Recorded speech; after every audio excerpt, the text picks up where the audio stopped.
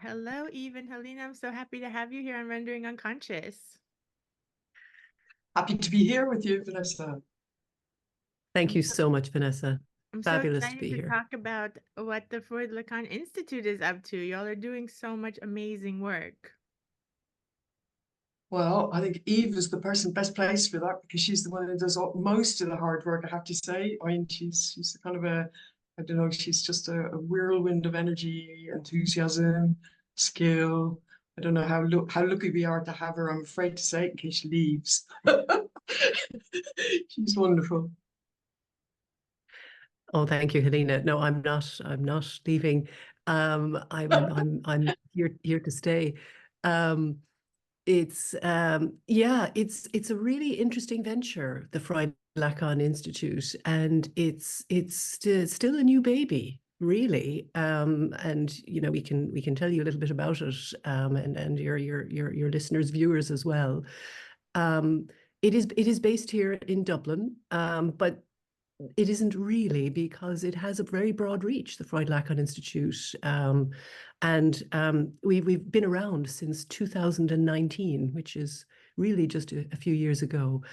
But we have morphed into something else from our inception. Helena, would you like to say a little bit maybe about the beginnings of Fly, as we refer to ourselves, and Yeah, its yeah. its its founding ethos? Yeah, I mean, the thing about Fly was that if you were to say, what was the beginning of Fly, you'd actually have to go way, way, way, way, way back. So you have to kind of pick a point in time and speak from there. And at the time, there was a feeling that psychoanalysis in Ireland really needed some sort of focus, an outward facing um, organization that would present events, that could deliver really training also. And it wasn't actually until it was really the very morning of making forming Fly as an incorporated body, which it is. So it's a legally incorporated body, that we set on the name.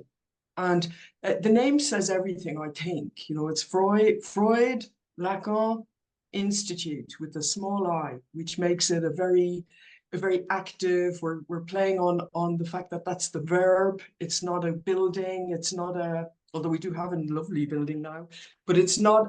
It's to get away from the idea of something which is new and energetic, lively, creative, which has all of these things tend to kind of atrophy and become something once the institution, it becomes institutionalized. So really, it was on the morning nearly of sending in the papers that we changed it from an institute to institute with a small I. Certainly it's Freud Lacan, but it's taking off from there. That's the point in time. Those are the chronological, those are the figures, but it's not just Freud Lacan.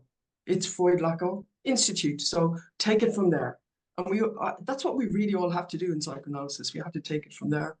In the way it emerged out of API, the Association for Psychoanalysis and Psychotherapy in Ireland, and it still has very, very, very good connections. All of us who are on the directors are all members of API, and part of that really the context of psychoanalysis in Ireland. I mean, that's the Association for Psychoanalysis and Psychotherapy in Ireland. So we needed an educating structure, and that could just get on with that and not be sort of drawn into what usually happens in organizations where there's all sorts of other things go on and they can be very distracting. And you really do need a commitment to just the educational part of it, the training and education, to just motor on. So that's the beginning. We actually quite like the acronym as well, FLY, with the flies as being kind of disruptive and annoying. So I quite like that. Yeah, we have a lovely. It's given us a chance not to go down the route of even the symbolism of older versions of psychoanalysis, and just give us something that you just have to start creating now. And yeah, everybody's picked up that baton and gone with it. Yeah, what do you think, Eve? Am I doing it justice, or am I leaving out anything? Oh, yes, important? yes, I think so. And just to add to that, the logo, you've probably seen the logo, Vanessa, which is a fly, a buzzing fly, which I think is arresting.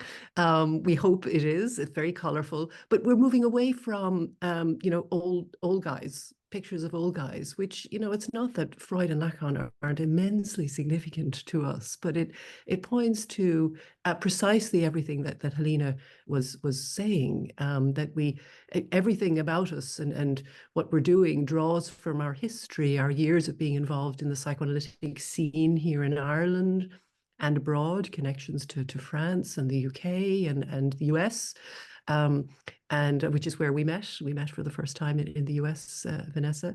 When I heard you gave a fabulous paper at one of the conferences organized by Dan Collins, the APW, affiliated psychoanalytic work groups.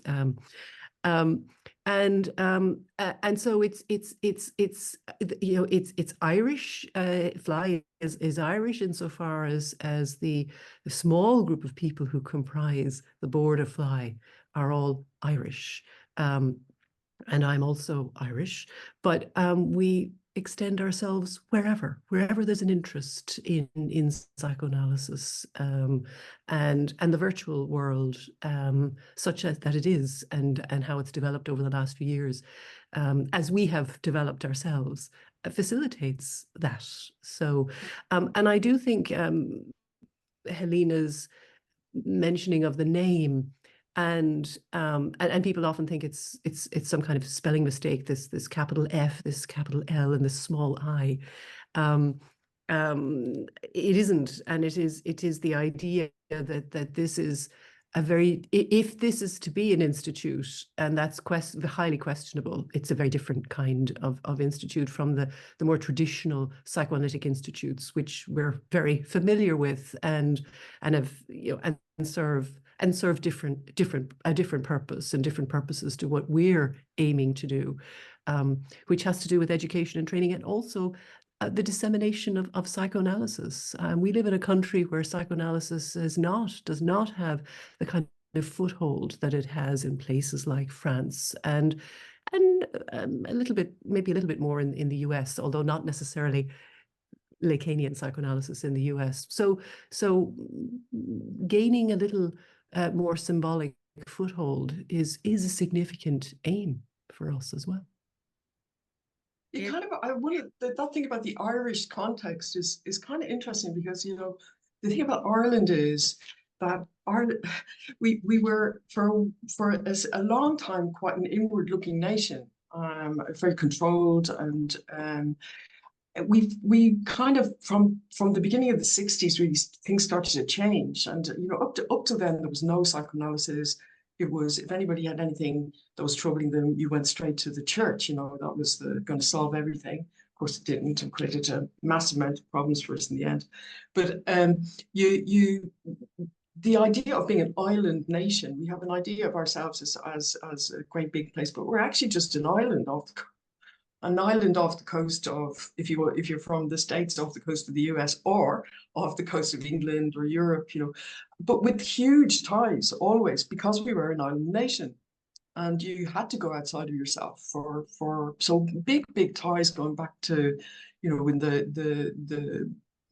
when Latin was spoken actually as a means of keeping content, keeping a connection between nations all over Europe. And of course, the internet has served us hugely, because we can kind of export ourselves without moving, and that's been hugely useful. Really, we had a kind of lift, a very good bounce because of the terrible epidemic and the pandemic. We got suddenly we had to move very, very quickly to, as everybody did, to some sort of virtual contact. And we'd already set ourselves up for that by coincidence. We were already set up for it, so we could go very quickly. We had our great website ready to go, and we really flourished in that time. And I think we also got it gave us a very, very good outreach towards the States in particular, but also all throughout Europe, Canada. There were people from Russia, South America. It really brought people together at a terrible time. So I think something of that kind of remains with us, it's complete happenstance, you know.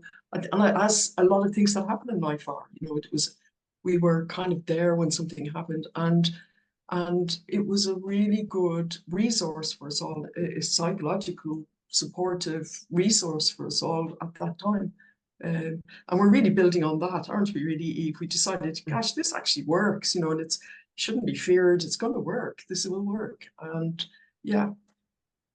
I mean, there's another aspect of that is that also because Ireland is an island nation of immigrants and emigrants, you have this free flow back and forth. And now we have, you know, the people who are interested. I actually think that the psychoanalysts going forward in Ireland may be quite quite an international group, you know, that you will have in Ireland. The psychoanalysts will actually be come from the people who've come to bring their cultures to us, and that might be very, very good for psychoanalysis actually, because it's disruptive and people are not preformed in their, you know, they have their own biases, but they're not going to feed ours. Let's put it that way. So anyway, yeah. That back and forth movement is very important. And while I was reading recently, because we're near we're in the month of March, not that far away from St. Patrick's weekend, but there are 75 million Americans of Irish extraction currently. We are a country of 5 million people, which those numbers are mind-boggling. And the New Ireland, as we refer to it today, is a very different demography of people. We have nearly 100,000 Ukrainians here since the war started, and we're proud to have done that, and indeed 'tis only right. And so it's a more diverse society. It's not as diverse as other places, certainly. It continues to be a predominantly white Christian country, but the New Ireland is a much more diverse country than before, and we think it's a good time to think creatively and to extend and to think about how psychoanalysis can be promoted more widely. If not now, when?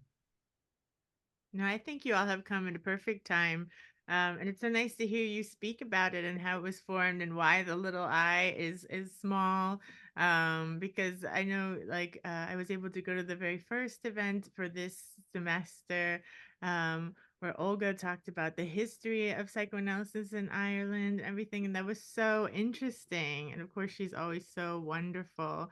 And as you know, I recently had Michael on the podcast, and yeah, and he was there from Colorado, and I was like, oh my gosh, what is it, like 2 in the morning? He's like 3 in the morning. Stop. But it's I that know. good. Yeah. It really is. And it's also so fantastic. Like, you've made it you have individual events, and then you have this program that you've developed that goes over 2 years. And it's doable. It's on Saturdays once a month. You know, whereas like when I was in training, it was like Monday, Wednesday from 8 p.m. to 10 p.m., which like you can do, but you know, when you've started working at a hospital at 8 in the morning, it's a lot, you know. So it's like makes so much sense to do it once a month on Saturdays. You have the presentations, and then you have the clinical and the supervision. And it just seems like so smart, and like, yeah, makes psychoanalysis more accessible, and that people can actually fit that into their schedules, whether they have kids or whatever else going on, you know. That's I it. actually think that is an important point, because and maybe just to explain to listeners a little bit that formation as a psychoanalyst in Ireland is perhaps a little bit different to other places where people would typically have finished their academic studies and then embark on a program of psychoanalytic formation. Here in Ireland, it's actually a combination of both in order to do that. That typically people will get a master's degree, usually 2 years or so, through one of the universities or colleges here, and then there's a couple of years of further formation. Some of them being done through the colleges and universities, but others like what we're offering is an alternative, building upon the foundation of rigorous academic and clinical studies through the academy. We offer further years of formation for people who want to take that up in ways that are manageable, where they can work and have lives and so on, and also allowing for time. Time is very important. It's one of the things we specify as significant in psychoanalysis, is in our world of increasing busyness and overwork and so on, is the time that it takes to form is the time that it takes to form as a psychoanalyst. And while it's minimally 4 years here in Ireland, people often take much longer than that, and that's absolutely fine. There's no issue whatsoever with that. And in addition, for those, all of the seminars that we offer as part of, say, ongoing formation, the program of continuing studies, anyone can take. And we felt it was very important that these be opened up, so that that those who might be newer to the field will be exposed to more experienced psychoanalysts and psychoanalytic psychotherapists, and that there be an intergenerational mix, and also that there be a platform through these seminars for practitioners and experienced, those who are experienced in the field, to transmit something of their knowledge and of their experience. That there are very few ways, very few opportunities for people to do that, and that's actually really important. There's a few people teaching on the academic programs, and it's great that they are, but they are few in number. And this is an opportunity. We have 10, we have about 16 or 17, actually it might be 18 different speakers and presenters. We have a few more. We have 3 in June. It's becoming kind of a June fest. So now I think we'll have 18 speakers and presenters throughout the course of 2024. Some from Ireland, and some from abroad, importantly from abroad. So it's about bringing that diversity of experience and talent and expertise as well, and giving people an opportunity to go and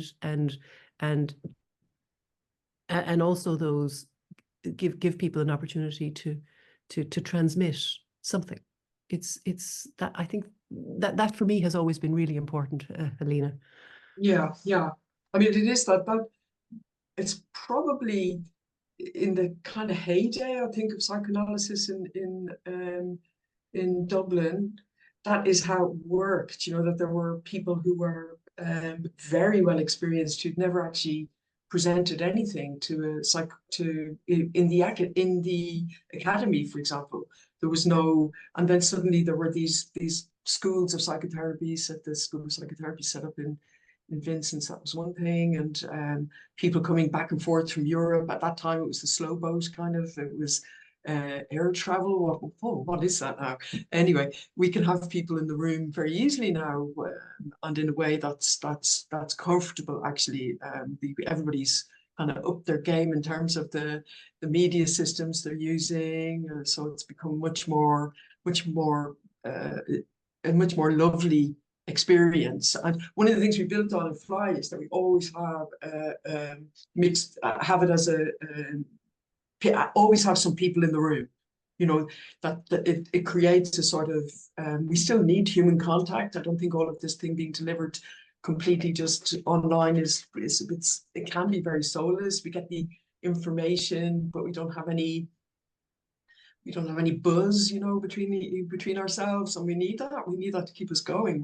You're very social creatures, And so that works. That creates a sort of ambience, I think, that is projected into the virtual space then, and with the back and forth between people. But he was absolutely correct. You know, you get this. The way we've designed the courses was so that you would have input from people from wherever the good input we can get. We'll get it from there. But also to have a great mix of people in the room, so that students are not learning as a kind of on as a block, that they have people sitting beside them, they say hello to them. It's an analyst who's been working for 20 years. And it gets something going. And that's part of, you know, rubbing shoulders together. I think these things are hugely important to us. I have kind of very basic understanding of humans as animals. We like touching and rubbing and chatting, reading the room, and so it's it's good. And Eve, of course. I mean, there were a number of people involved in getting the thing together, but really, you know, Eve is, you know, she can't be the unsung hero. She has to be sung about. She's done it all, managed to pull it all together, and that's off the bat of her. She's just been involved at that level of educating for just so long, and very many different settings. And then we kind of, even during the time when we thought we'd lost her to Austin Riggs when she went off to do her residency. No, she managed to hold it all together and keep us all going and on track. So she's a marvel. Yeah, it's a ton of work. We have people are the resource. You know, the resources are people. And access to knowledge also. It's one of the benefits of never being given a tenured academic position. Really, it is. It's the freedom to do this. It's the upside, which people don't often talk about.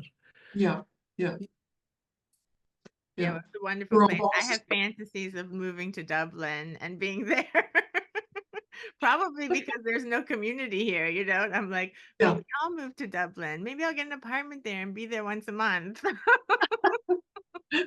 We would love to have you, Vanessa. That would be amazing. Although unfortunately we've one of the highest rents in Europe at the moment. I know, I looked. I was like, maybe I have to live outside of Dublin and train in. Where are you speaking from? I'm in Sweden. In Sweden. And I saw your post at one point where you were learning Swedish. How is that going? I'm going to be learning Swedish for a long time. Yeah. I'm in ground level 3, and I still have to go to ground level 4, and then I have Swedish as a second language, A, B, and C. So it's like a long haul. It's going to be 4 or 5 years or so, or more. Who knows? We'll see. Yeah. What is it like hearing yourself say something? Because you know, there's some sounds that are not really part of English. Yeah, they have totally different sounds. I think that's why, because I've already been doing it for a couple of years, and that's like the Swedish for immigrants level. I finished that, and it was a lot of practicing vowels, especially. There's just sounds that don't exist in English, and so when I would say them, it felt like I was like going like blah, or something, you know. And then my husband or my tutor would be like, "Yeah, that's it," and I'm like, "You want me to do that on purpose?" You know, like it just seemed like I was like doing something, completely out of my own control. That's how it felt. So, but now I'm used to the sounds at least, so that's good. That was a big part of it, learning these different vowel sounds. Yeah. And you mentioned your experience of a lack of community there in Sweden, and of course, I suppose it goes some way towards explaining, and maybe I'm wrong in this, but that you have created this extraordinary community through the Rendering Unconscious series. It is huge, and you certainly have it seems to me, a very large community in that way. It's not the same as having people around you and that all important in-person contact that Helena mentioned, but it's a huge credit to you, the Rendering unconscious series, that the podcast series. It really, and it seems to be going from strength to strength. Yeah, it just keeps growing, and it was totally also just happenstance, I think, in that, yeah, when I left, I mean, I didn't, of course, there's like huge community in New York. There's like 50 institutes, you know, so like there was a whole psychoanalytic scene, and then we had Das Unbehagen that we started because we were frustrated that like we had all these different friends in different institutes, but they didn't really talk to each other, like cross communicate or pollinate. So then we wanted to have events where we had like relational analysts and Kleinians and Lacanians and Freudians and have everyone together and then see what would happen then. And that was really fun. And we did events like every week for like 5 years, you know, which I didn't realize till I left like was such a feat. And then I realized like I started the podcast when I was kind of in between the US and Sweden because I had a bit of trouble getting my residency. Like they said, oh, it would take about a year. So I kind of planned leaving New York and closing my practice and like giving up my lease for my apartment on what they said. And then the year came and they were like, well, actually, we're rejecting this. And you can't move to Sweden. And I was like, what do you mean? I'm married to a Swede. And so then I had to like go through this whole appeal process, which took like over another year. So I was back and forth like between my mom's house in Florida and my husband's house in Sweden. I could only stay for like 90 days at a time. And that's when I started the podcast. Basically, I was at my mom's house, like in her spare room. I just turned 40, and I was like, what happened to my life? Wasn't I a psychoanalyst in New York? Like, why am I at my mom's house? You know? And then I was like, wait, I know a lot of great people. Like, maybe I could start interviewing them and talking to them and yeah, just like giving myself something to do because I was used to having this full-time private practice and I only had, you know, a handful of analyses that kind of that stayed with me. I tried to refer everyone to people in New York because it's New York and there's plenty of analysts. I had like maybe four people that were just like, I'm not restarting my analysis. Like, I just want to stay with you and do remote, which wasn't as common then. This is 2017, you know? Yeah. So I was like, I guess that's okay, you know, okay, we can do that. So I kept this like handful of people, which was really nice. It gave me this continuity as well. Like, okay, I'm still working as an analyst, and just in this different format. And then I started the podcast, so that ended up being my kind of weekly events that I had been doing in New York, but I just do them this way. And then yeah, and then I finally got to Sweden, and then I imagine I got like at the very end of 2018. And then during 2019, that's what I was thinking. Okay, I'll get an office and start a practice and like build it up just like I had in New York. And then I just had this kind of unsettled feeling that it was like a lot to take on because they, you know, they wanted to sign like a 10-year lease and all this kind of thing, you know, for this building. And I was like, this seems like a big commitment. Like, let me just wait a little while. And then the pandemic happened, and I was so glad that I didn't sign that lease. So yeah, so now I'm just all remote now. And now we've moved to the countryside, so we're not even in Stockholm anymore. So now we just have a house in the countryside, which is lovely. But yeah, it's very isolated. But there wasn't really a psychoanalytic community in Stockholm anyway. So I gave a talk at like the you know the IPA Institute there, and they didn't know anything about Lacan. They didn't want to hear anything about Lacan. They were like, really, I just used the example of the cut session to show how that would work and like disrupting things, you know, and Swedes don't like disruption. So they just stuck on that point and they just like were really mad. And I was like, I don't even cut the session. I was just trying to explain how it works. You can punctuate in other ways, you know? And they were just like really like, how can you do that? What is this theory? You know, they were just really upset. And I was like, okay, this is not my place.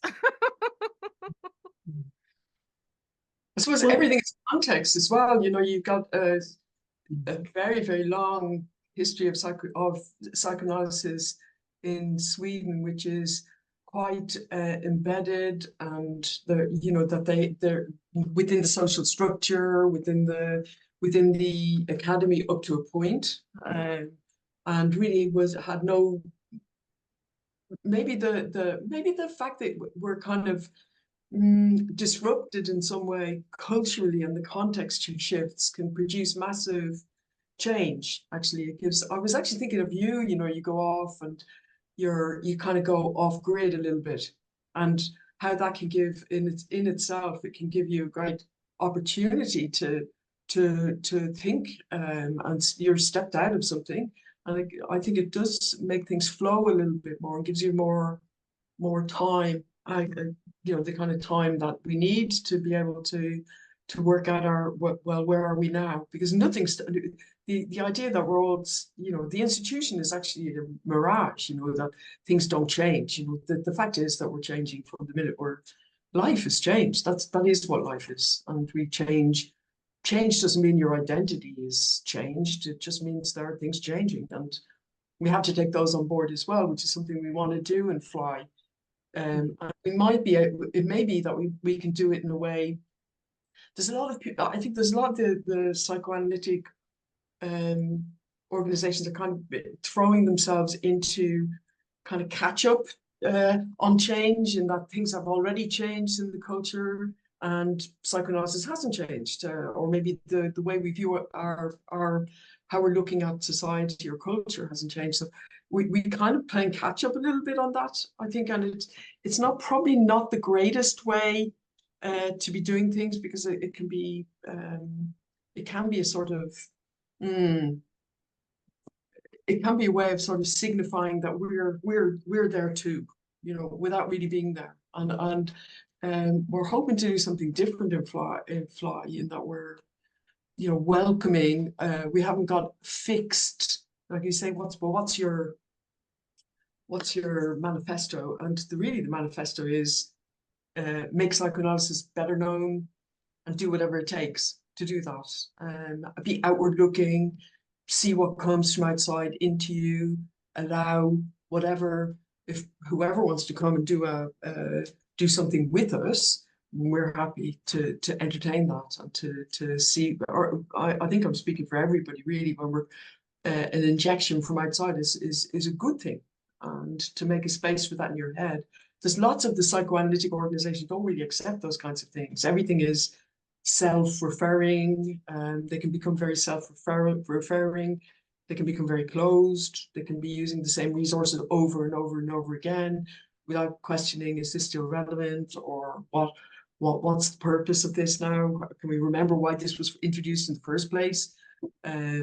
So yeah, it's just to keep that energy going. And one of the ways of doing that is just all of the making contact, like yourself, Vanessa, keeping yourself, keeping alert to really good speakers from wherever they come. We're lucky in that in Ireland for a long time, people came to Ireland for a long time to think out of curiosity, maybe see what we were made of, or also the Irish are very good at selling themselves as a place to come, so people liked to go, and so we gained hugely from that.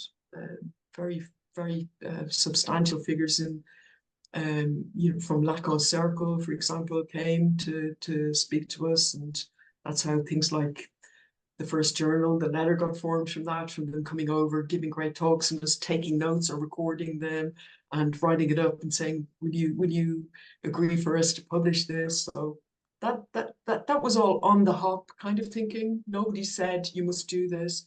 We sort of were energized by the encounters, and we're hoping that that's how we'll do that, and that the people who are now sitting in chairs and being part of the training course, that they'll be the ones who'll do this. They'll be the energized ones who'll be off when we're all long. Well, Eve, it's a long way to go, but certainly I'll probably fade first. Well, you were to the forefront. I mean, you as the editor of the letter for good number of years. I mean, it really was the journal to read for a long time. And you also were very involved in organizing the seminars and talks on behalf of API and programs of events. So you bring all of that into the Fly mix, Helena. It's been hugely helpful and supportive. And that history is actually really important, even though it is not our ambition to simply repeat history.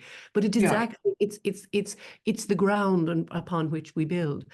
And Vanessa, you might be interested to know that Ireland is a little bit different in the sense that you mentioned the IPA and we've been talking about the institutionalization, I suppose, with a capital I, of psychoanalysis. The IPA has never taken foothold in Ireland. It doesn't exist in Ireland, which is really interesting. And I knew you may be wondering why. Why not? I love it. Um, and it's one of the things we talked about in that seminar, the history of psychoanalysis in Ireland, a seminar we had in January. And I mean, we mostly have to speculate, but you know, it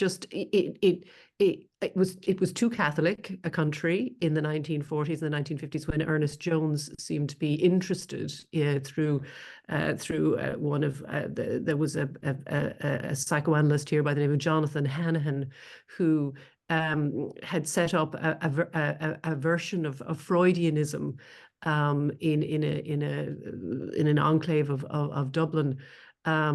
And it was sort of religious in it was an odd version of Freudianism, so that wouldn't have sat well with the IPA. But also, I think there was and has been and probably is a general opposition to the IPA. Which, coming to Ireland, it would have come through the UK, and it, you know, to English. We didn't want it, and that, you know, and that may go some way towards explaining how, for example, there are 9 psychoanalytic groups and organizations on the island of Ireland, our tiny island. It takes about 8 hours to drive from the northern tip to the southern tip. I mean, that's, and about 3 hours to drive across. I mean, that's how small our island is. And we have 9 groups. Now, they're small groups, some of them very, very small, but so there hasn't been one organizing body like the IPA and all that brings. 4 of those groups are Lacanian, which is, you know, incredible in such a small country. Again, I specify these are small groups, but dynamic groups and hardworking groups, and so it's an interesting place. And while psychoanalysis does not have much of a foothold in the sociocultural symbolic in the sociocultural scene in Ireland,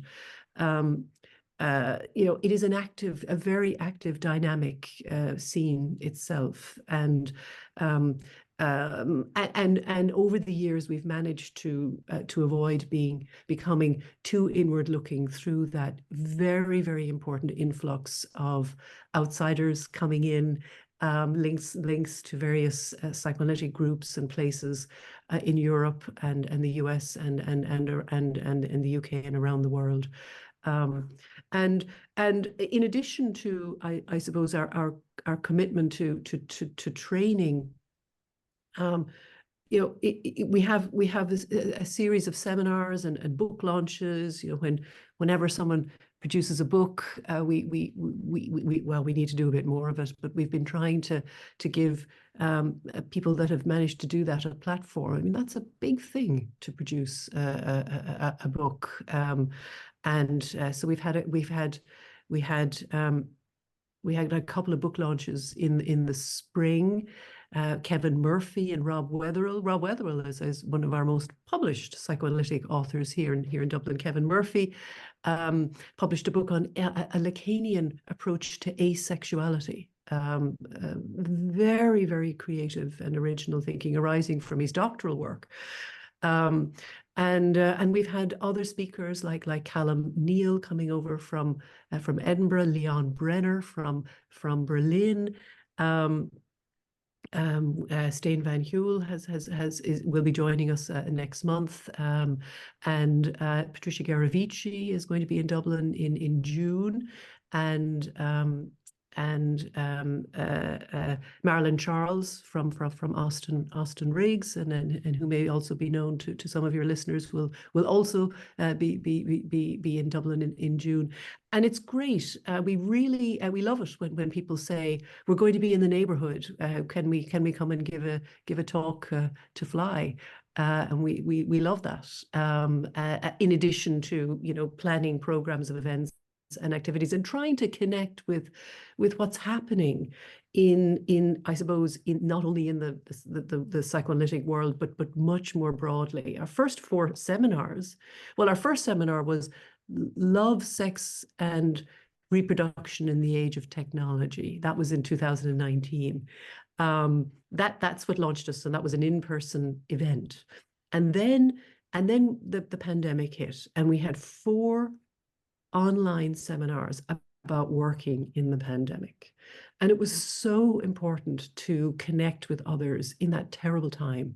And we had a variety of speakers like Astrid Gessert and Ona Nierenberg and Paula Maielli from New York, and Danny Nobus as well, and Alan Rowan.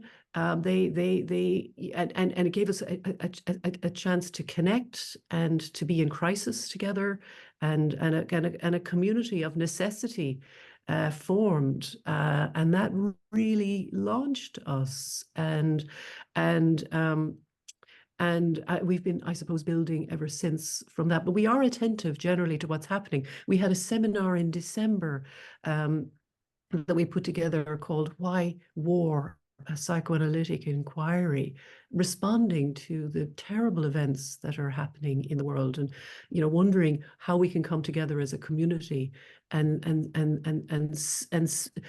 speak. What can psychoanalysis add to thinking about these things and working in these times of crisis? I mean, really taking from Jacqueline Rose wrote a very important piece in the London Review of Books, a short piece that was published in November, and her assertion there that in order to be able to think through what's happening, we need psychoanalysis at the table to do that, and just the problem generally of thinking of in times.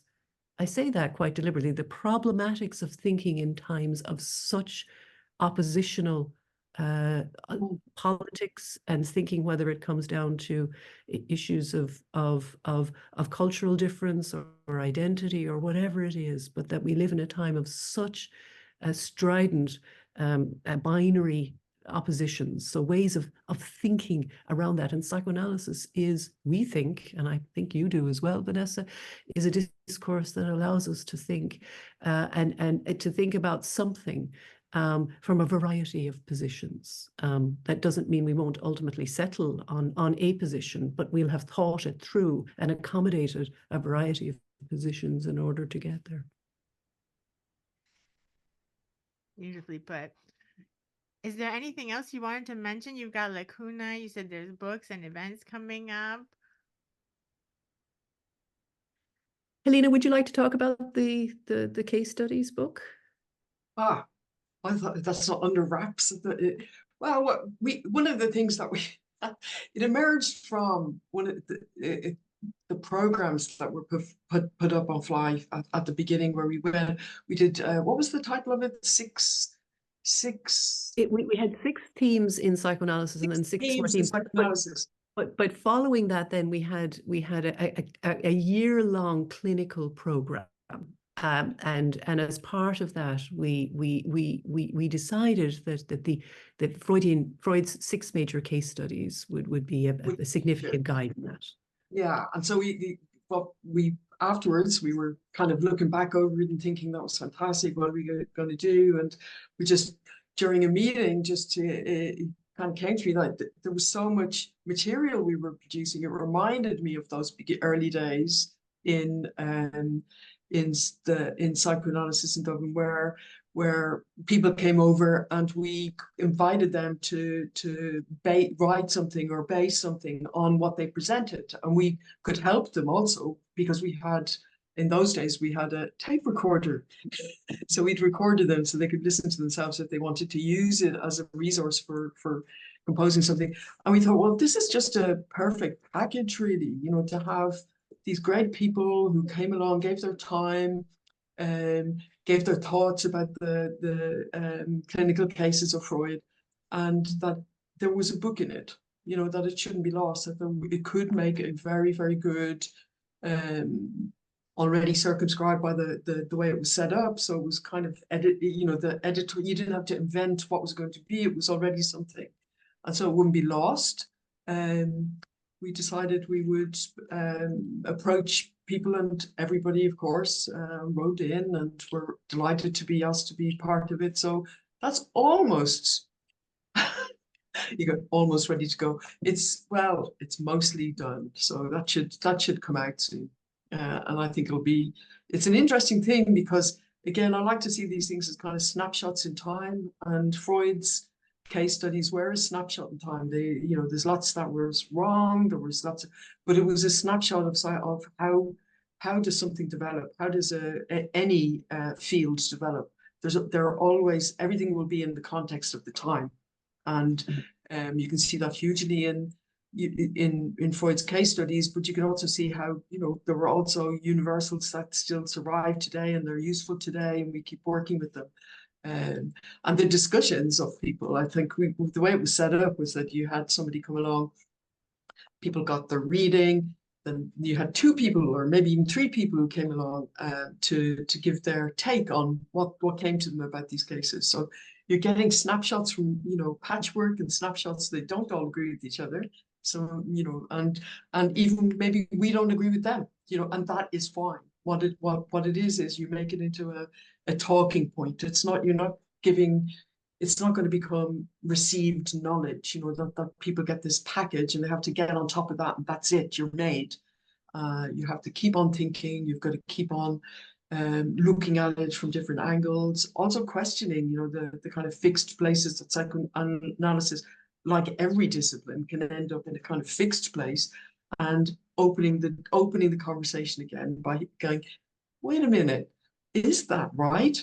And it just generates enthusiasm, I think, and debate, and yeah, it's all good. So it's an enjoyable thing. Actually, one of the things, I don't know about you, Eve, you've been doing Lacune for keeping that in shape, and getting people to write for it and producing it. But one of the great things about being an editor is that you get to read people's work really closely, in a way and before anybody else. Yeah, and also you get a chance to help make it better. You get a chance to put a little bit of an imprint on it without overtaking it. But it's hugely and it's very entertaining, actually. I find it that bit really lovely to be doing that. So that would be the next thing. So maybe when the book comes out, Vanessa, we Come back, definitely. get you to review it, or you can talk about it. I don't know. Its working title for now is Freud's Case Studies and Clinical Practice Today. So it is about making links with clinical practice today. And we have 13 contributors. And yeah, we're hoping it will be out in the autumn.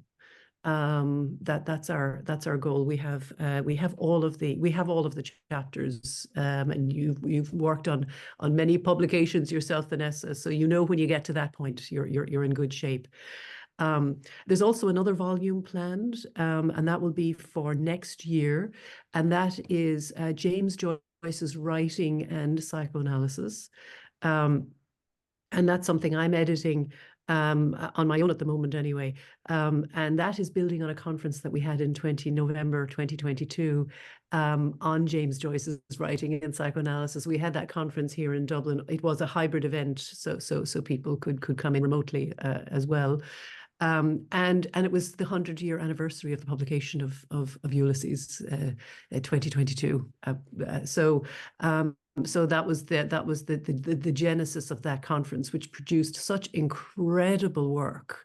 Again, like the Freud case studies book, we said we don't want to let this disappear into the ether. Let's find a way to bring this wonderful work to as wide an audience, as interested an audience as possible. So those are a couple of things that we're working on. I have to say, it's an immense pleasure. Helena and I are co-editing the Freud case studies book, and it's a fabulous working relationship and collaboration. I like collaborating a lot, actually, and I think it's one of the things that works very much for me. I can work on my own; it's not a problem. But I actually with a good collaborator, I actually think the work is better. And I think I probably get more out of myself.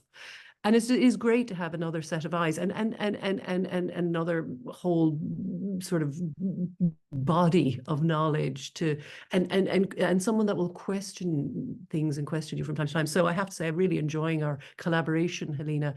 I Yeah, find it very rich, and yeah, it's very good. That doesn't always happen, so yeah. it's worth acknowledging it when it does. This is the first time I've ever done something like this. So I mean, editing, not editing, fine, I've done that, but it's always been a lonely on the kitchen table, it's kind of stuff. But yeah, no, I've enjoyed this so much. It's been good. Yeah, and it's nice. It's nice. A book is such a beautiful thing, isn't it?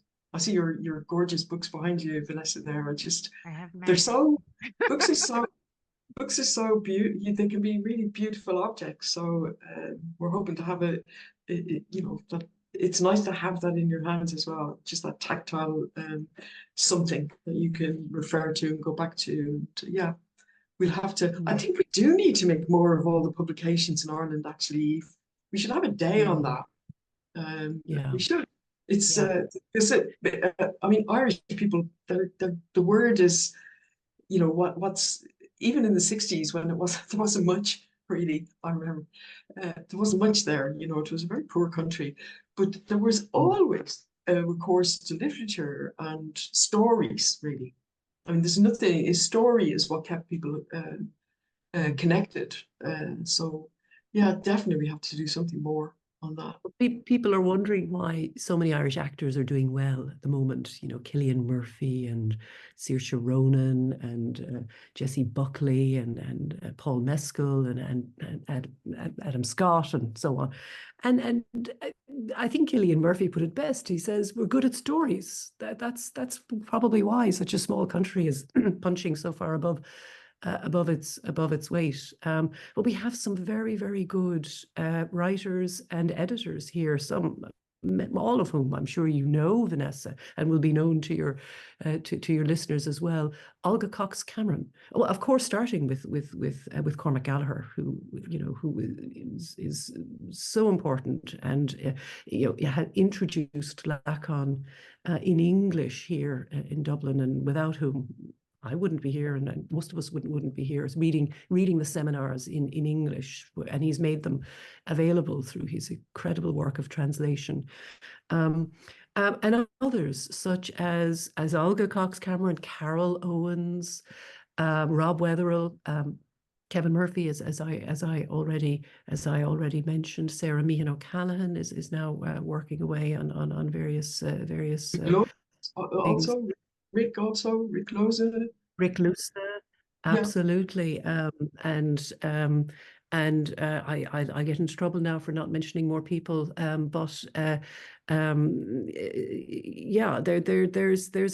there's a great culture, I would say, of thinking and writing here, and I suppose we're trying to capture some of it and not let it disappear into the ether and disseminate it more widely. So Lacune, this is the journal it's actually not a fly journal, it's an API journal, and I've been the editor of Lacune now for since 2017, so however many years that is, and we have a new issue. Actually, it'll be out shortly, and maybe I could just take a very quick moment if to plug that. It'll because it may, speaking of capturing the cultural zeitgeist, it's focusing quite heavily on the ethics of psychoanalysis and drawing from, for example, the Banshees of Inisherin, that very interesting film that came out last year. And also Get Out. So there's a couple of cinematic underpinnings of the exegeses about the ethics and specifically Lacanian psychoanalytic ethics that will be underpinning this particular issue that will be out in a few weeks. In a few weeks' time, we're putting the finishing touches on it. So it's great. It's great to be busy and to have lots to do. We have a Friday evening series of seminars as well, we realized, of course, that the Saturday morning seminars, while that's all well and good, and while Michael McAndrew may be willing, and it's wonderful that he's willing to get up at 3 o'clock in the morning and join us, realistically, that's not going to happen for most people who live quite far away and in different time zones. So the Friday evening seminars are designed to be there for those for whom that is a better time. So regardless, a little bit later, as we head east in Europe, but we time them around 6 p.m. Dublin time, so it's not too late for those coming in east of us in Europe, and it's during the day on Friday for those coming in from the west. And we investigated and put out the money for an audio-visual system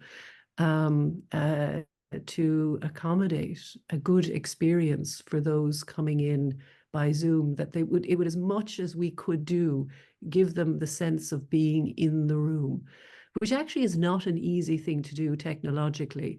And so we invested. We were able to put a bit of money in the bank during COVID because people registered for our seminars, and while we didn't charge very much for them, we didn't have any spends on rooms and on travel for speakers and so on.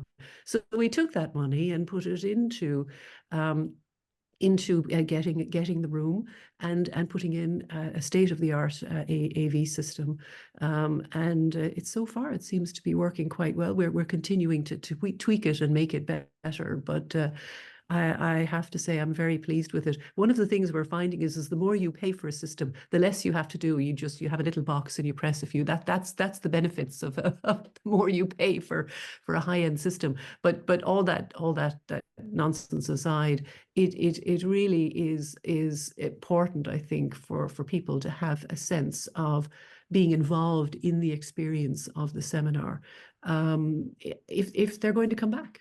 Otherwise, why would they come back? Saying about the money that was that we earned over a number of years, that was actually a commitment when we returned to look at, everything was returning to normal. We thought, well, what are we going to do? Because we're a not-for-profit. This is not a money-making venture. And what are we going to do now with the sums we've gotten? And we decided actually what we're going to do is we're going to invest in the people who supported us really by setting up kind of biting the bullet. You're saying you ran from your 10-year lease. And we thought, no, we'll go for it. so we took this is a beautiful room in a very, very beautiful building. And again, just happenstance, these things were becoming available because people were moving to working in the home, working from home. And so a lot of the commercial property in Dublin was lying idle, so that meant there was a lot of people moving out and moving around. They had a lot of choice. And this happily just came up on this beautiful road in a Georgian building. And okay, it's in the basement, which is where psychoanalysis has always been. In Ireland, if you see anywhere, we're always in the basement. So we're in a more beautiful basement than we were ever before. And and it's a commitment. It really is the ethics of Fly. This is not for profit. It is about just plowing forward with the project for psychoanalysis in Ireland. Because when you look at it, it's all very well saying, we all of these actors are on the up and the rise because they are just basically great storytellers. But you can be great. I don't think there's anything better about a psychoanalyst who's known than a psychoanalyst who's not known, or a psychoanalyst in the basement, or a psychoanalyst on, I don't know, Fifth Avenue. There's nothing different except that there are structures to support that move into the culture. And so the Cillian Murphys are riding on the backs of all of the people who operated theatres for, I don't know, for just on breadline money, and then suddenly the Irish government getting on board and ploughing in support of things. So really, I think when psychoanalysis does very well, it's when it's when it gets that little bit of comfort. Like Eve says, you know, you get this better system, and suddenly it's easier to operate. It's you can stop breathing through the top of your lungs the whole time. You can take a couple of deep breaths and enjoy it. And I think psychoanalysts deserve that, actually, that psychoanalysts deserve not to have to be working like actors, you know, going on shoestrings. We deserve to have some sort of comfort and recognition, and that will come actually when the major cultural support systems recognize psychoanalysis, and it comes to the fore. We're going to be we're going to be a part of that puzzle. We're going to be we're going to be one of the pieces that brings that to the fore. But you also need recognition in health services, for example, that this was a useful thing. This is a very, very nuanced treatment for things that are very, very difficult within the mental health service. Things like, you know, for borderline personality disorders, for psychosis, for people with bipolar disorder, for people in addiction. That the long-term engagement with people who are suffering in this way actually works, you know, and that it actually is. If we can convince people that that is something that is that actually will save them money, that's what the whole thing is about. You know, it won't. It's not a short-term therapy. It's not. You know, you can't calculate for 6 months treatment or 3 months of treatment and then tick that box. That it will go on, and eventually, over time, it will show itself. But we have to be actively engaging in that as well. And that's where, you know, other things might come down the line and fly. I'm hoping to see some kind of emphasis on research coming into fly. That's my own private thing. That's not a. It's my own private kind of. Oh, I'd like to see some attention to the research culture, and to be more coming forward with that in things like the newspapers, and approaching politicians on that front. You know, that they get to know about it. They don't know about it. So we can't just be happy in a nice, comfortable basement with our AV. We also have to, I think, come out. Yeah. Coming out. I think that's nicely put. And we talked about this before, Vanessa, when we met before for a podcast, and I talked to you about my interest in interdisciplinarity or multidisciplinarity, which continues to be so, and that I continue to plow that particular furrow. I think that's our future is also linked with other disciplines. That when psychoanalysis and psychoanalysts, and we can be very comfortable talking to ourselves, and we're good at that, actually. But and that's fine, and there's a place for that. But we're not going to get any further than that if that's what we do. So I'm very interested in expanding psychoanalysis in concert with other disciplines, and I've had an interest in queer theory before. I've collaborated with Noreen Giffney, and indeed Noreen is herself a great interdisciplinarian, as well as having a strong interest in psychoanalysis. But there's also that is also, I think, quite important in you know, and while psychoanalysis has had some foothold historically in the academy, in academia here in Ireland, that isn't sustainable in the long term, as academia has become more corporate, and is only going to become more and more corporate, and psychoanalysis will never produce the big numbers that will satisfy the corporations that are now running universities. So we also think the time is right for an institute that is outside of both the corporate world and the academic world, but is happy to engage with those as needs be. Wonderful. And I was going to mention that I'm editing a book right now too that should be out in the fall because it's almost done. It's called The Queerness of Psychoanalysis from Freud and Lacan to La Planche and Beyond. And your work with Noreen was mentioned, referenced several times. So I think you'll love the book. Oh, wonderful. Oh, good. Oh, I'm really looking forward to that. Ah, yes. And it's a book about Lacan, and it will include Lacan and La Planche. Yep. Very good. Good. I've been wondering when that would happen. Okay. It's a really good collection. Great. All Look the forward to that. contributors, it's Wonderful. also very unique in that all the contributors are queer and or trans, talking about their own experiences and theory and everything. So I think that's really, Oh, that would be amazing. yeah, it's really That good. would I be just reread it this past weekend, like one final read through to like finish the introduction and everything, and it just flows so well. It's really wonderful. And what did you do? Well, Did we'll you, definitely. is it Sorry. interview based? Sorry, Eve. Is No, it interview it's based? an anthology, so that everybody's Okay. contributing their own chapter. Yeah, yeah. And it's Well, just been able to meet so many great people from the podcast that I was like, let's put everyone together and make a book, you know. looks like we have a seminar coming up, Eve, you know? Yeah, I that'll be was really good. sorry, I was just about to say, Vanessa, we'd love to have you along to come and talk about that once the book is out. Yeah. Yeah, and I'm sure everyone would love to like have some sort of presentation where people could present together. It would be really fun. We'll talk. We'll definitely talk. We'll talk. We'll be in touch. So how do people get in touch with you if they want to attend either a one-off event or a series of events or training? Very easily. The website is set up really well for that, you know, so that's www.freudlacaninstitute.com.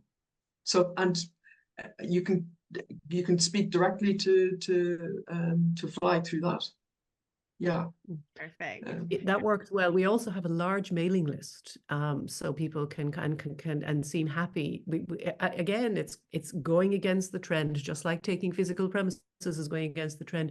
People seem happy enough to receive an email notifications about our events. So we have a large mailing list. So if they want to go on the mailing list, we're delighted to put them on, and they can contact us at course director, all one word, course director at freudlacaninstitute.com, and drop an email, and we'll put you on the mailing list, or contact us, or you can contact us through the webpage, and register for various events there as well. Wonderful. It's been so lovely to have you both here. Great to be here. And I look forward Wonderful. to Thank talking you. to you again soon. Hopefully. Thank you very much, Yeah. Vanessa. Thank you. Bye. And good luck with the Swedish. Thank you. Good luck with the language lessons.